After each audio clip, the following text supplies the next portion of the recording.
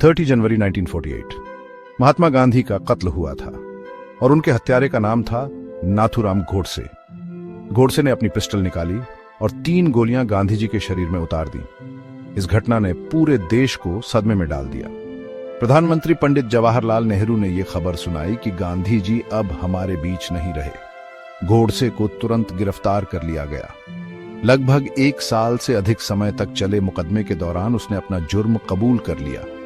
गोडसे ने कहा, गांधी जी ने देश की सेवा की, मैं उनका आदर करता हूं, लेकिन उन्होंने अखंड भारत को 2 टुकड़ों में बांटा, इसलिए मैंने उन्हें गोली मारी। आखिरकार 8 नवंबर 1949 को अदालत ने गोडसे को मृत्युदंड की सजा सुनाई। 15 नवंबर 1949 को अंबाला जेल में उसे फांसी दे दी गई। फांसी से पहले गोडसे के एक हाथ में गीता और अखंड भारत का नक्शा था और दूसरे हाथ में भगवे रंग का झंडा।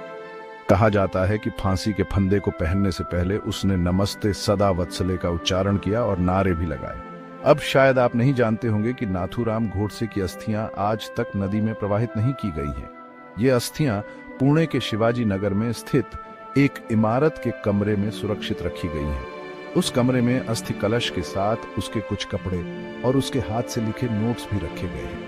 नाथूराम गोडसे की भतीजी हिमानी सावरकर के अनुसार गोडसे ने अपनी अंतिम इच्छा जाहिर की थी कि उसकी अस्थियों को तब तक संभाल कर रखा जाए जब तक सिंधु नदी स्वतंत्र भारत में समाहित न हो जाए और अखंड भारत स्थापित न हो जाए। इसी कारण गोडसे के परिवार वाले उसकी अस्थियों को संभाल कर रखे हुए हैं और उनके सपने पूरे होने का इंतजार कर रहे हैं।